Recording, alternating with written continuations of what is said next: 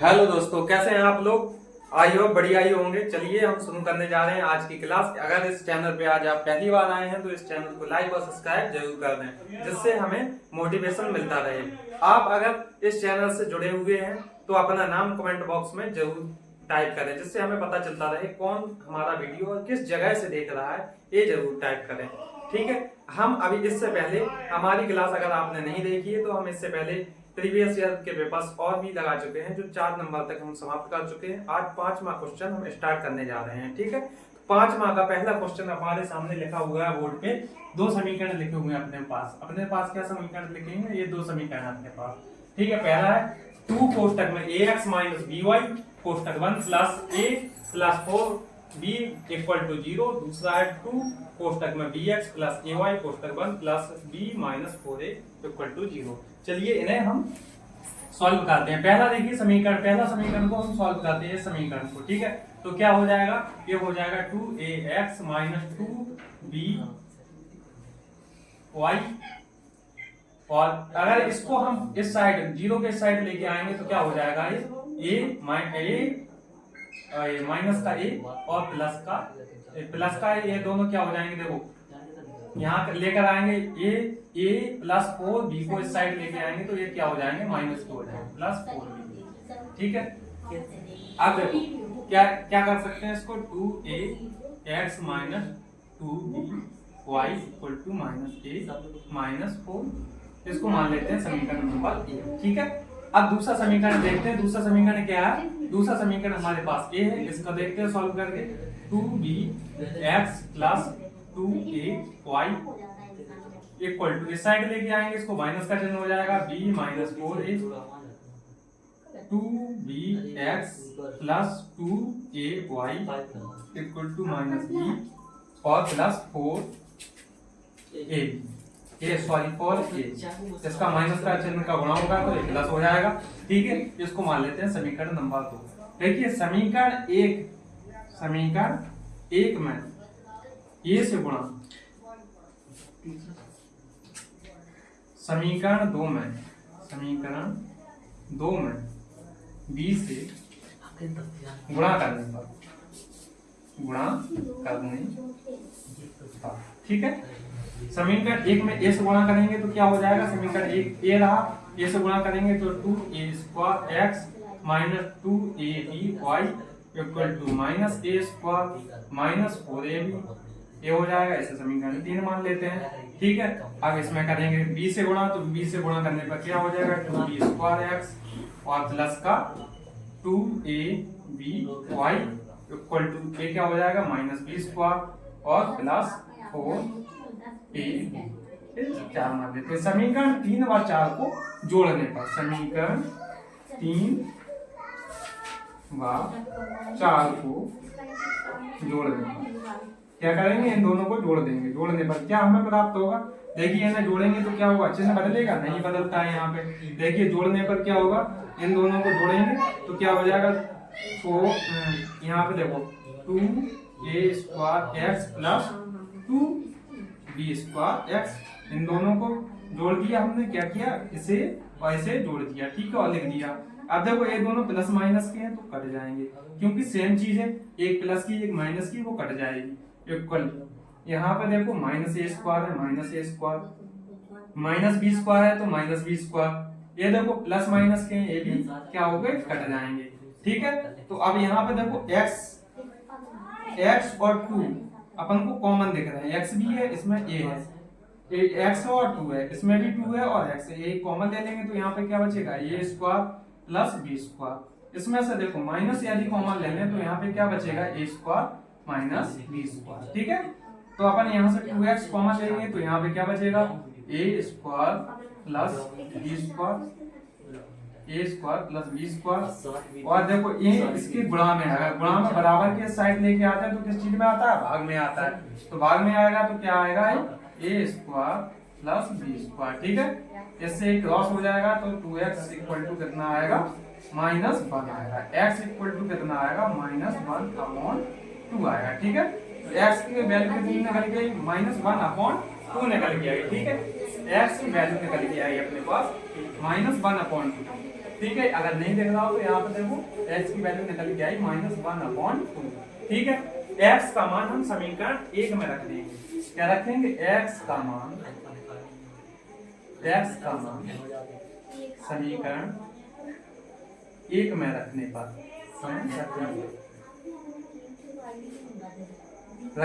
ठीक है, x मान कहाँ रखेंगे? समीकरण 1 में। समीकरण कहाँ है? समीकरण 1 अपने पास ये रहा 2a, x की जगह पे -1/2। ठीक है, -2b y equal to -a -4b। ठीक है, तो अब देखो इस 2 से a क्रॉस हो जाएगा तो क्या बचेगा? यहाँ पे -a और यहाँ पे 2b y equal to -a -4b। ठीक है, तो -a पक्षांतर करेंगे उस साइड जाएगा, क्या बचेगा? यहाँ पे 2b y equal to -a और -4b, और ये आएगा इस साइड तो प्लस का हो जाएगा ये, तो ये प्लस माइनस के क्रॉस हो जाएंगे। ठीक है, तो -2b y इक्वल टू बचा अपने पास -4b। ठीक है, तो y बराबर क्या हो गया? -4b। इस 2b को माइनस के 2b को नीचे लिखेंगे, गुणा में है, यहाँ आएगा तो भाग में हो जाएगा। -2b माइनस से माइनस क्रॉस और b से b क्रॉस, 2 से 2 2 जा 4, y इक्वल टू 2। ठीक है, तो अपने पास x और y की वैल्यू निकल के आ गई। क्या निकल के आई? x और y की वैल्यू।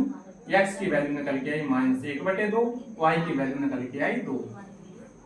ये हमारे पास उत्तर रहा। ठीक है, आपको ये प्रश्न अच्छे से समझ में आया होगा। अब चलते हैं अगले प्रश्न की ओर।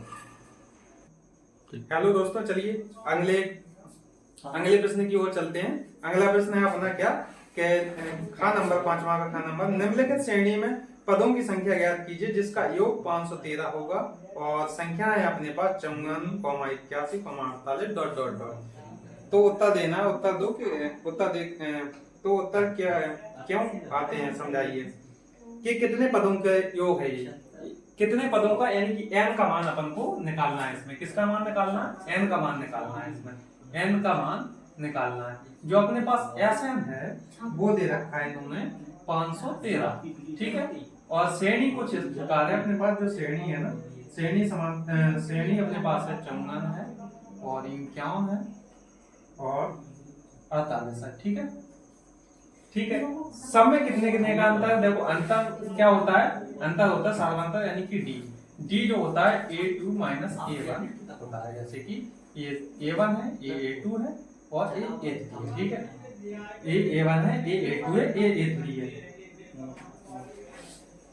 ठीक है, तो अपने पास a2 -a1 होगा, तो a2 -a1 होगा, तो ये क्या है अपने पास? 51 -54, यानी कि अपने पास कितना है? d की जो वैल्यू है -3 है।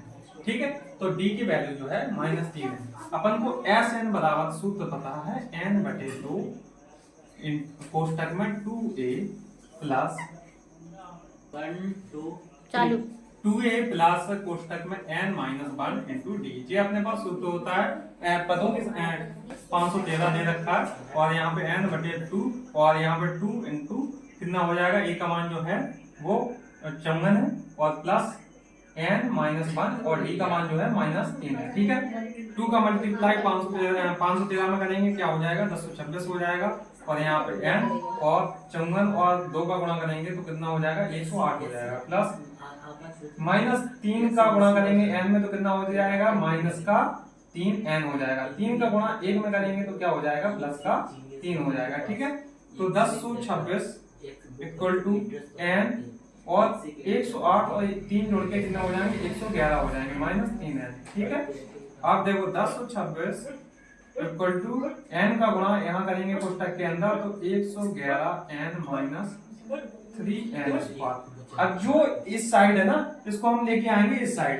ठीक है, बराबर के इस साइड लेके आते हैं। चलिए 3n² minus 111n minus plus के 1026। ठीक है, इसमें हम भाग दे देते हैं 3 का भाग देने पर, 3 का भाग देने पर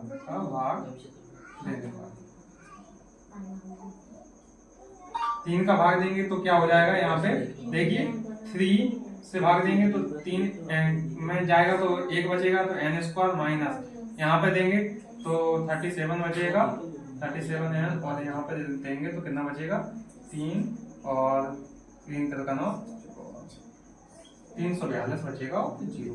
अब इसके कर देते हैं हम गुणनखंड। अपने पास जो चीज है उसके करेंगे गुणनखंड। अपने पास है n स्क्वायर और minus 37n plus 342 equal to 0। देखिए अब अपने पास 37 के ऐसे गुणनखंड करने, गुणा करने पे अपने पास 342 आ रहे हैं, ठीक है। तो 342 आएंगे तो क्या गुणनखंड होंगे इसके 18 और 19 गुणनखंड होंगे इसके। 18 और 19 का गुणनखंड 342 होता है। तो n स्क्वायर माइनस 18n और प्लस माइनस वाली माइनस 19n, 18 19 जोड़ने के 37 हो जाएंगे, इन दोनों का गुणा कराएंगे तो 342 n स्क्वायर हो जाएगा। इन दोनों के गुणनफल के बराबर इसके गुणनखंड आने चाहिए और जोड़ने पर या घटाने पर ये बीच की वैल्यू आनी चाहिए। तो 342 इक्वल टू 0, ठीक है। तो अब यहाँ पे n कॉमन है दोनों पक्षों में, इन दोनों पक्षों में n कॉमन ले लेंगे तो क्या बचेगा n माइनस 18 बचेगा। और यहाँ पे यदि माइनस 19 कॉमन लेंगे तो यहाँ पे क्या बचेगा n बचेगा और यहाँ पे क्या बचेगा माइनस का 18 बचेगा, ठीक है, इक्वल टू 0। तो n माइनस 18 पूरे में से कॉमन लो तो क्या बचेगा n माइनस 19 इक्वल टू 0। देखिए अगर इसको मल्टीप्लाई यहाँ करा देंगे तो सिर्फ n माइनस 19 बचेगा। तो n माइनस 19 बचेगा तो n माइनस 19 बराबर 0, तो n बराबर कितना आ जाएगा, n बराबर 19 आ जाएगा। या तो n बराबर 19 होगा या इसको इसके साइड में ले जाएंगे तो बटे में ले जाएंगे तो j 0 हो जाएगा। तो n माइनस 18 इक्वल टू ये क्या हो जाएगा, ये 0 हो जाएगा। तो n बराबर क्या आएगा 18 आएगा। n बराबर या तो 18 आएगा या तो 19 आएगा। अपन को n की ही वैल्यू निकालनी थी, ठीक है। चलिए अगले प्रश्न की ओर। अगला प्रश्न हम सॉल्व करने जा रहे हैं। चलिए 5 मार्क का नंबर देखते हैं। एक ठोस शंकु के आकार का है जो एक समान आधार त्रिज्या अर्धगोले पर अध्यारोपित है। यदि गोले का वक्रपृष्ठ तथा शंकु का वक्रपृष्ठ समान हो, गोले का वक्रपृष्ठ जो है शंकु के वक्रपृष्ठ के समान हो, तो शंकु की त्रिज्या और ऊंचाई का अनुपात होगा। देखिए क्या बोल रखा है, एक अर्धगोला है, एक अर्धगोला है, ठीक है। अपन ने एक अर्धगोला बनाया जो अर्धगोला है जिस पर एक शंकु अध्यारोपित है, ठीक है। एक शंकु है जो इसी पे अध्यारोपित है इस प्रकार से, ठीक है। शंकु है इस पे अध्यारोपित है, ठीक है। तो जो अपने पास गोला है उसकी त्रिज्या r है, ऊंचाई मान लेते हैं h है और जो त्रिज्यक ऊंचाई है वो l है, ठीक है। त्रिज्यक ऊंचाई क्या है, l है, ठीक है। तो त्रिज्यक ऊंचाई l है अपने पास और यहाँ पर बोला गया जो शंकु का वक्रपृष्ठ है, शंकु, यहाँ पे शंकु का वक्रपृष्ठ, शंकु का वक्रपृष्ठ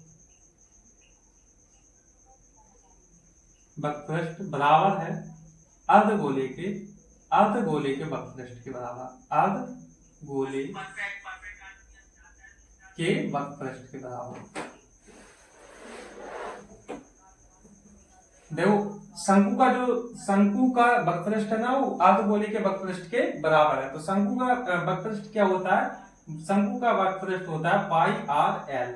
अर्धगोले का वक्रपृष्ठ क्या होता है, अर्धगोले का वक्रपृष्ठ होता है 2 पाई आर स्क्वायर, ठीक है।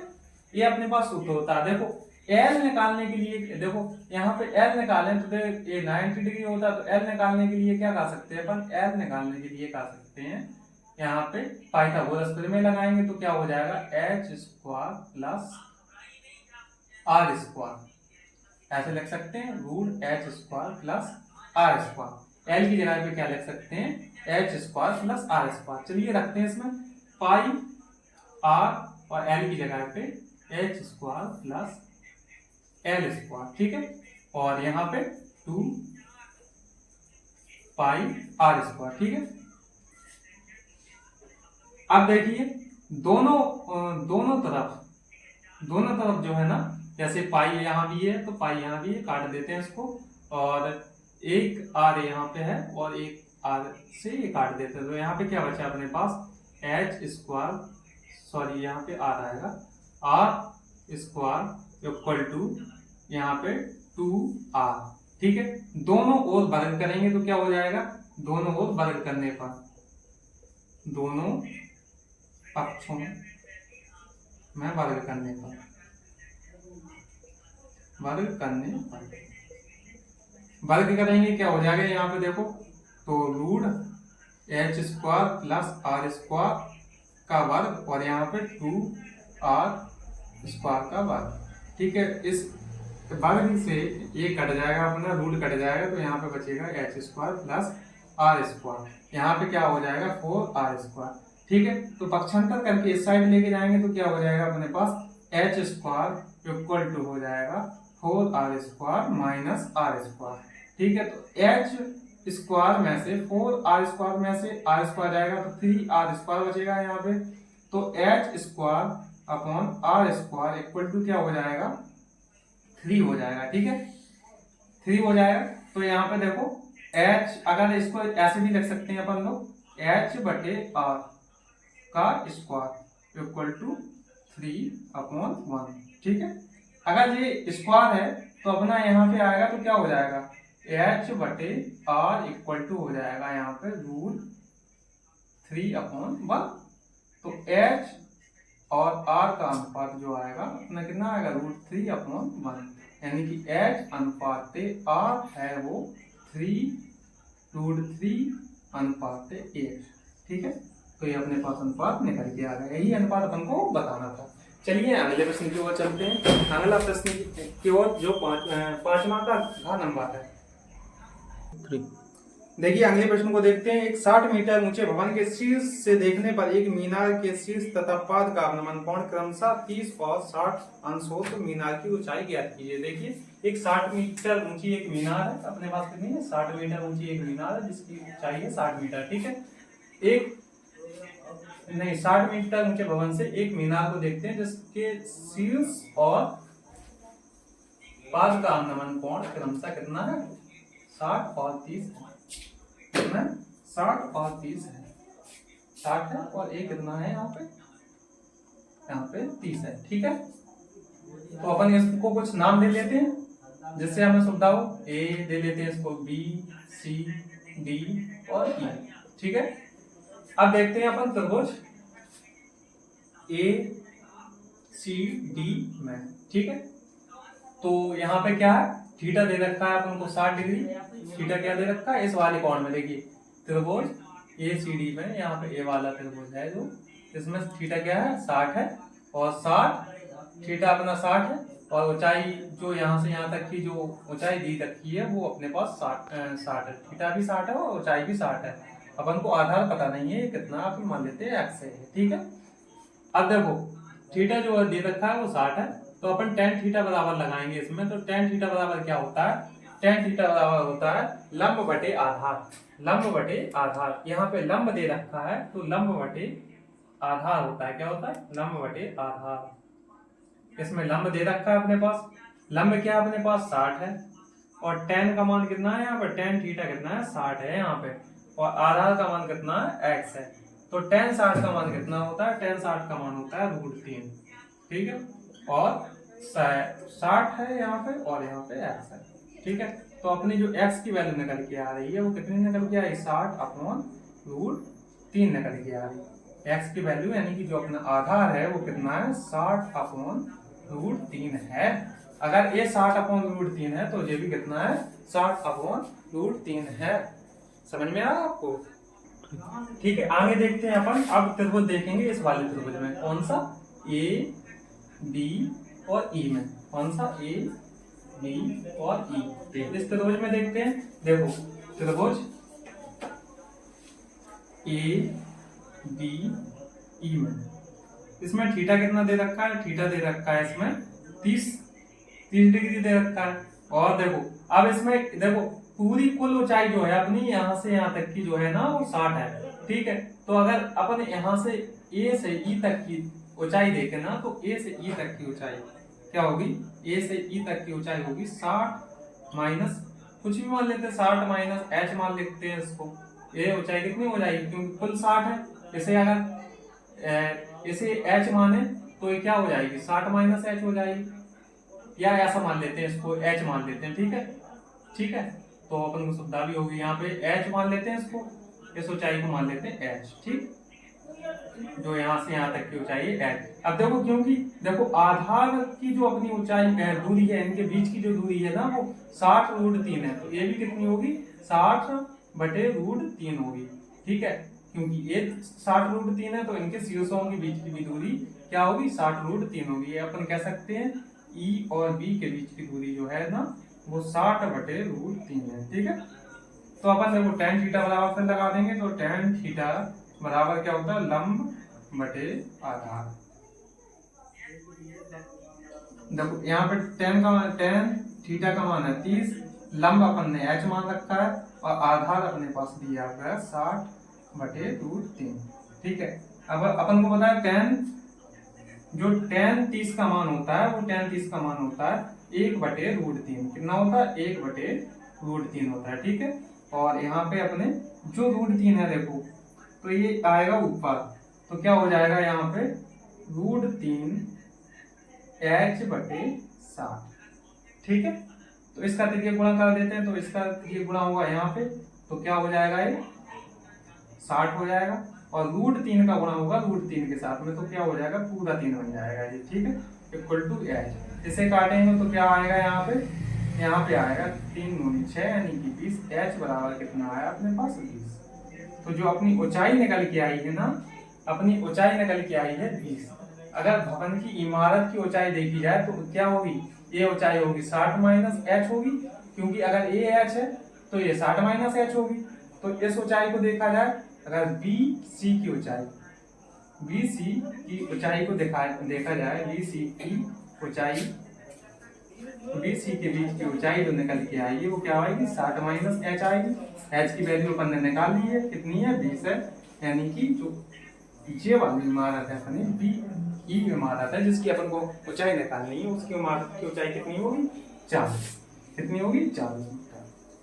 ठीक है, तो ये आज के प्रश्न हमारे समाप्त हुए। अगले प्रश्न हम अगले दिन लगाएंगे और आपको बहुत जल्दी ही से ये वीडियो बना के देंगे, जिससे आपकी तैयारी में कोई भी बाधा ना आ सके।